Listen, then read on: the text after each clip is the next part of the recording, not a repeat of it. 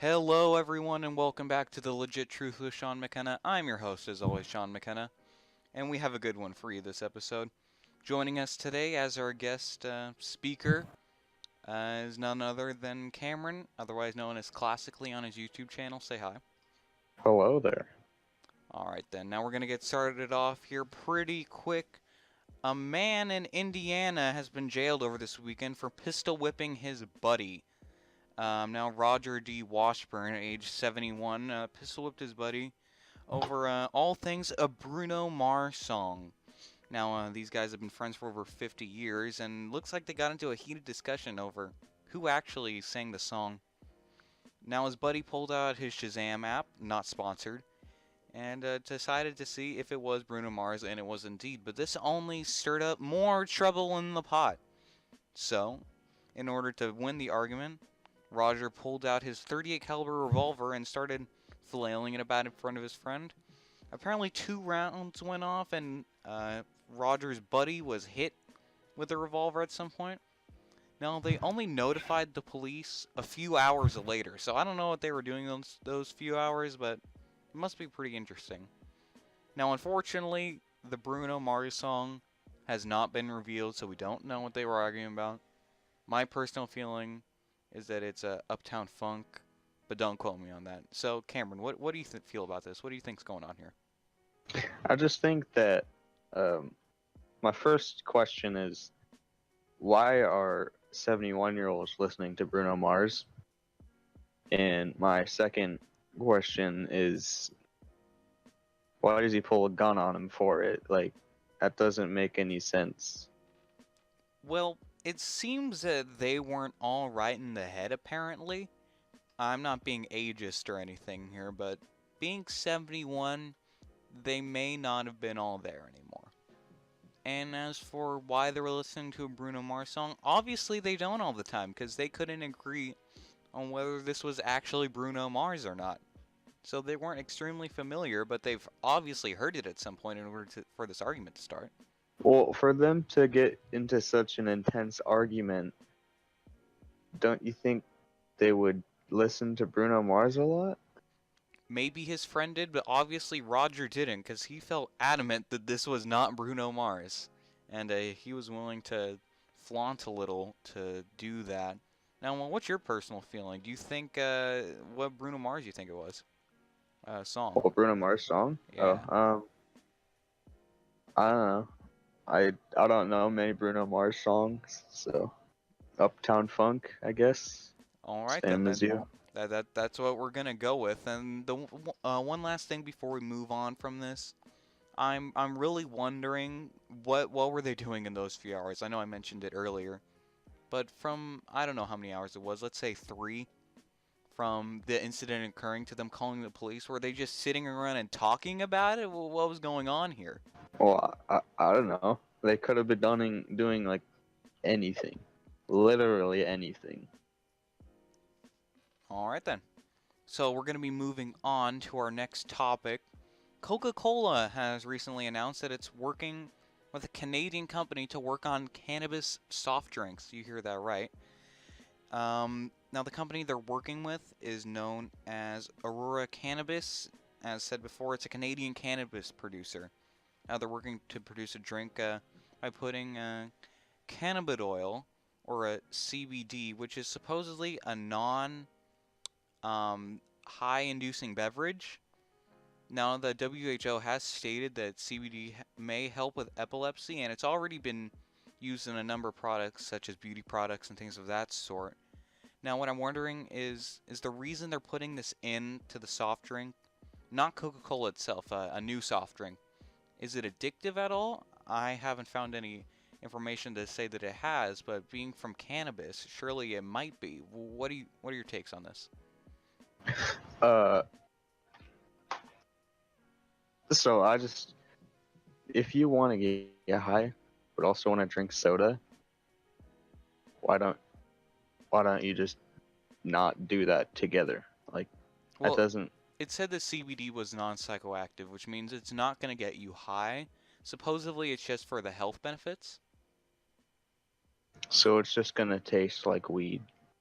Possibly. I don't know what the formula they're going to work on, but do you think this is going to have any negative health benefits at all? Do you think this is going to be dangerous? Um, I mean, I don't know all the facts behind what that does to you, but I I think there could be maybe some, not major ones, but some. Maybe a couple brain cells are lost. All right, so you're thinking that drinking this oil may produce some lack of brain cells or loss of brain cells, that is, from drinking it the same way weed does? Yeah. All right, then. Now, CBD claims, or Coca-Cola is claiming that the CBD drink will help regulate anxiety, sleep, mood, and memory. This is very interesting to me because it sounds like it is affecting you somehow. It may not be getting you high, but it sounds like it could be a type of antidepressant in some way, affecting your mood and your sleep, anxiety. That's definitely the sign of an antidepressant to me. And putting this in a drink that is readily available to teenagers and even children, do you think this is okay? I don't.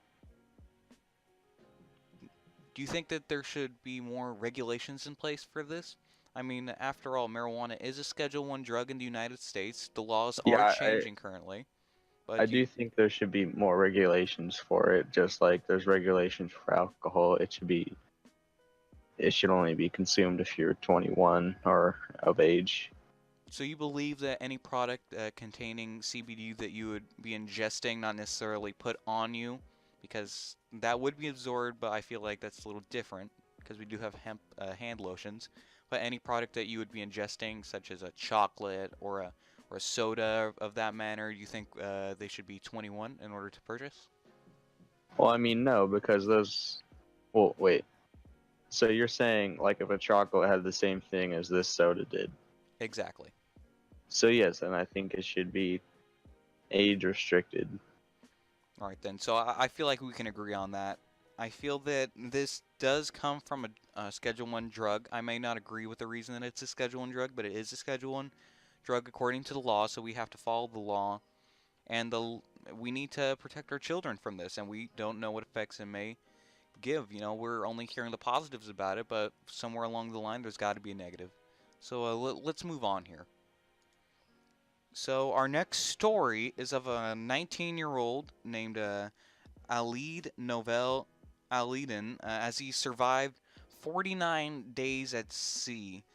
Now he was living aboard a hut for his job. He was working to attract fish with lights. He was working 77 miles off the Indonesian coast. His anchor line snapped and he drifted from Indonesia to Guam. Now that's a distance of about 3,750 kilometers, or about a little over 2,300 miles. Now that's quite a distance. And we had few supplies. He only had enough food supplies for about a week that he brought with him. He had to ration those out. Apparently, it was also fishing.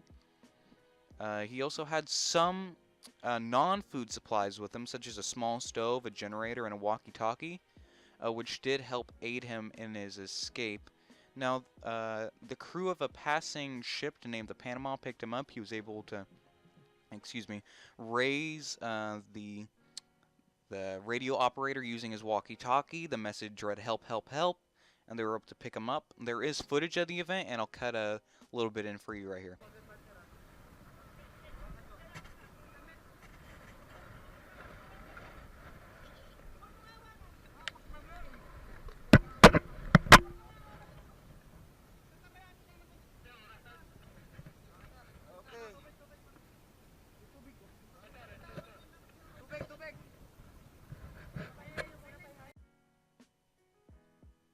And after he was picked up, they dropped him off at Japan, but he is now currently back at home in Indonesia with his family.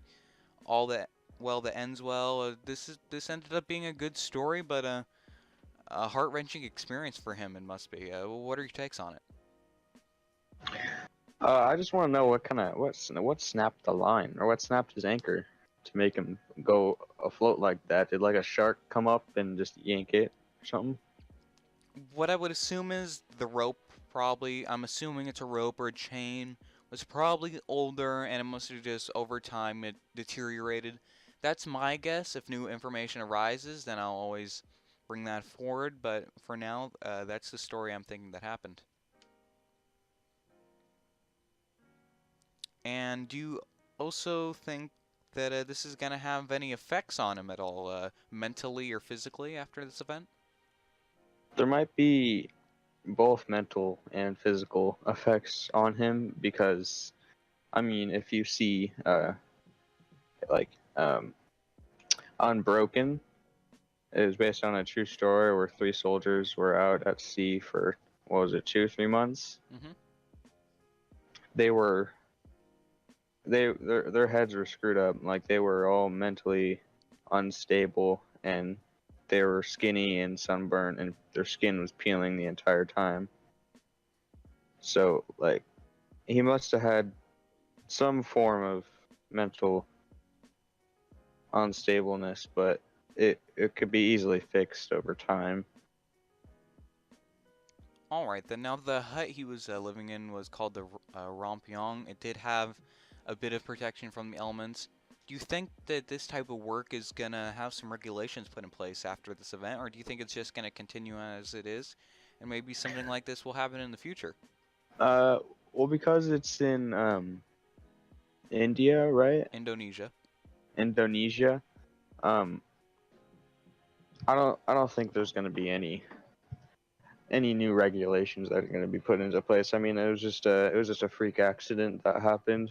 It doesn't happen often, so it's just like somebody getting hit by a car because somebody ran a red light. Like it was just a freak accident. So Do you think something like this could have happened in the U.S. or possibly Europe due to the recent outcry in commercial fishing techniques that this fishing technique might take off and something like this might happen to someone off the coast of California or Florida or in the Mediterranean?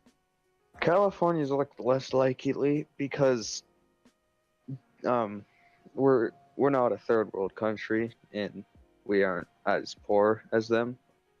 So we will most likely have motorized fishing boats, so we won't drift off and we could just go back whenever you want. That is very true. And on that note, we're going to end today's broadcast or video. We're not on TV. So yeah, I feel like we addressed some very interesting topics today, and I feel like that the legit truth has been spoken.